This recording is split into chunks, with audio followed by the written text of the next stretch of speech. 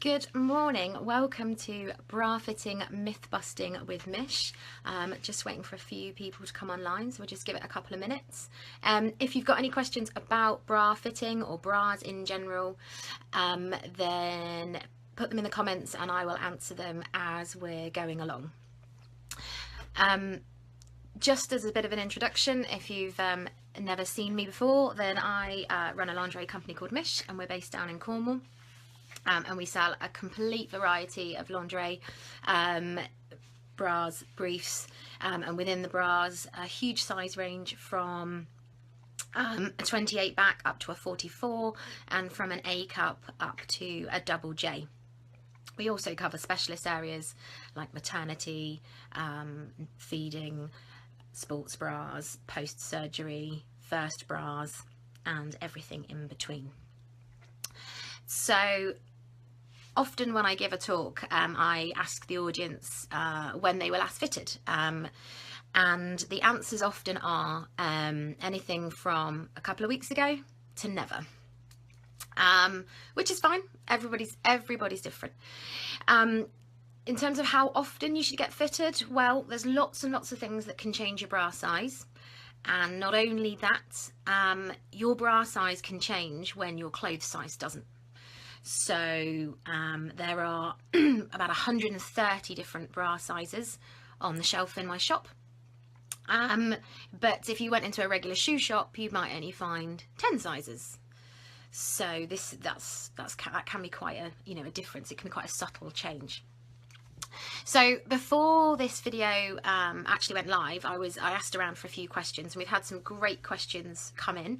So I'm going to start with those and explain some of those for you. So the first one is, should I get measured in every store that I buy bras in, because they seem to differ? Well, it's true. There's really no standard sizing as such. A brand has the choice to decide what their 32 double D is going to look like. So you can get a bit of variation, and a bit like when you buy jeans, something that's got a skinny thigh on it is not necessarily going to fit you. If you're quite full in the thigh, or if it is going to fit you, you're perhaps going to make a different size. So you should know, once you've been fitted well, you should know what your base size is. However, you're probably going to need to try them on, and if they don't fit, if they're a little bit too small in the cup, then you're perhaps going to have to go up. If they're a little bit big in the back, you're going to have to come down. So it is, if they're a place that offer a good fitting service, then it's well worth them checking for you. The next question we have on the list is, how often should I get my teenage daughter measured, and is it worth investing in a good one for her each time? It's a good question. Teenage daughters grow at very different rates to each other.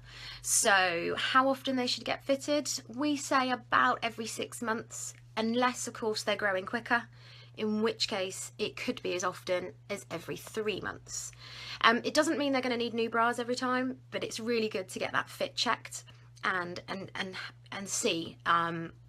And also check that they're wearing it properly. So are they putting themselves in it correctly? Have they got the shoulder straps done up to a good tension, or are they a bit loose, or are they super tight and digging in? So that's worth doing. And in terms of, is it worth investing in a good one? Was probably the most important time one of the most important times in their breast health. Their breast tissue is growing, so we want to support it in a way that allows it to grow in the directions that it wants to grow. So often when we are looking at a teenage girl, we want to put them in a soft cup if we have the option. And we want to also fit them on the tightest on the back, so as they grow we can let that bra out and give them more room. So I'm just going to show you one example. This is a 2-pack from a company called Royce that we stock, and this is a very nice little t-shirt bra, but it's wire free, so it's nice and soft. It's also got a cotton lining and a really thin foam. I'll just show you, really thin foam. Now that's not about adding padding to a teenage girl's bra. That's actually about modesty. Those girls, it's the first time they've ever had boobs, and they're conscious if anybody sees them. So They tend to like that little bit of coverage just to give them that modesty. It's not about them trying to look like models and have really, really big boobs. If they're a little bit bigger than that, then we tend to use a bra like this. Very, very similar. Again, the thin padding, but non-wired. The only difficulty is that those kind of bras typically are only available up to about an E cup, and sometimes we need bigger bras. So sometimes we have to switch teenage girls into a wired bra, and if we do, in terms of how often they should be fitted, that probably is going to be every 3 months, and it's worth getting that checked as often as is possible. And if it doesn't fit, then it is time to move on to a new one, even if it's not been worn for that long. The next question we've had come in is it okay to wear padded bras all of the time, or do I need to swap to a non-padded bra some of the time? It is absolutely okay to wear padded bras, providing they fit all day, every day. Not to sleep in. We wouldn't suggest a wired bra at all to sleep in, but you're absolutely fine wearing a padded bra all the time. There's no need to go unpadded unless you want to. It's absolutely personal preference. And the next question we have on the list is, why does some bras in my size fit okay but give me a side boob? Which is a really good question. So bras come in lots of different styles, and one style which is particularly prone to giving people a side boob, or as we sometimes call it, an east and west boob, where one boob is pointing one way and one boob is pointing the other way, is a full cup. And the reason being, if I just show you that, the reason being is that the shoulder strap is positioned to the middle of the cup, goes up the middle of the cup, meaning some of the breast tissue is to the outside of the strap, and because of it pulling through the middle, it allows the breast tissue to go where it wants to go, so it is going to hang wider. If you want to prevent that from happening, then it is a style issue. So something like this little beauty here has a balconette strap, which means it comes up through, sorry, I'm struggling with the hands here, it comes up through the armpits, nice and close to the edge. It also has, if you can see that seam along there, it also has a side sling or a side support panel that keeps you nice and narrow and gives you a really good forward projection. So whether you get side boob is, if the bra is fitting well, side boob is all about the style that you're wearing. Of course, if you're over spilling and the wire is cutting into the breast tissue, or you're coming up and over the side of the bra, then actually it's a fit issue. Either the style doesn't suit you at all, or it's the wrong size. So next on the list, which is perhaps something I should have started with at the beginning, or I did cover briefly, is how often should I get fitted? As an adult, you might think, well, I don't need to get fitted. I'm a size 12. I've been a size 12 for the last 20 years. What could have changed? There's lots and lots of things that can change your bra size.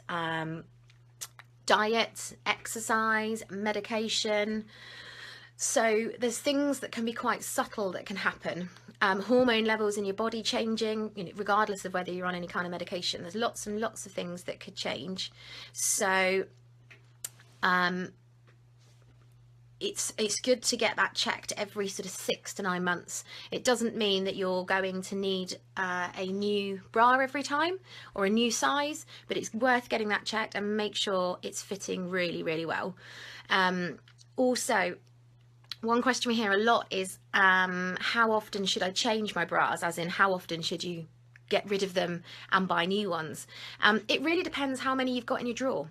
If you've got 25 in your drawer, so you wear that bra once every couple of weeks, they're going to last you years. If you've got 2 bras that you wear back to back every single day, then they're probably dependent on size, and it does make a difference. If you've got a lot of weight and strain on the elastic and on the bra itself, it's going to be a shorter amount of time.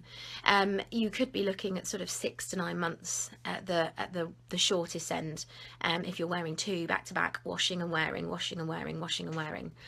Another question that comes up quite a lot is how should I wash my bras? Life's too short to hand wash them. Well, pretty much all wired bras, the manufacturer's recommendation is that they are hand washed. And the reason for that is quite a lot to do with the spin cycle as well as the washing powder. It's to do with the spin cycle in your machine. And if I can do this with my hand, put this down a second. There we go. So what happens when this lovely bra goes into the washing machine and the machine starts to spin is that they get twisted like this. And that can distort the wires as well. Some washing powders are not going to be that nice to the elastin in them and things. So if you can, using a delicate washing powder or liquid is really good. So are there any cheats to not having to hand wash your bras but not putting them in the machine? Well, we've come up with a few. One is take them in the shower with you. You've just taken it off anyway, you're jumping in the shower, why not wash it with you in the shower? A bra like this with no padding will dry in no time at all. So just sort of squeeze the water's all out of it, throw it over the shower rail and it'll be dry by the morning. Easy. If you've got a padded bra like this one and you do that, all you want to do is pop the cup between a towel to wash it in exactly the same way in the shower, pop the cup between the towel, squish it, and that'll take all of the water out. And again, throw it over the shower curtain, it'll be dry by the morning. Another question we've had is about sizing. This lady's been sized recently and can't believe that she's the size she is. She's an F cup and she thought an F cup was massive. How could she possibly be an F cup? Well, if I show you these two bras, bra number 1 and bra number 2. So if I put them in front of each other, these are both F cups. As you can see, the bottom one is significantly larger than the top one. One is a 32F and one is a 38F. So an F cup doesn't mean anything if you don't know what the back size is. The cup sizes are graded onto the back sizes. So a 32F has a much smaller cup than a 38F.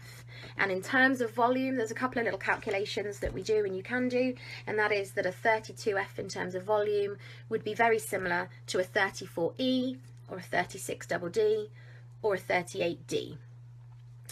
We've just had another question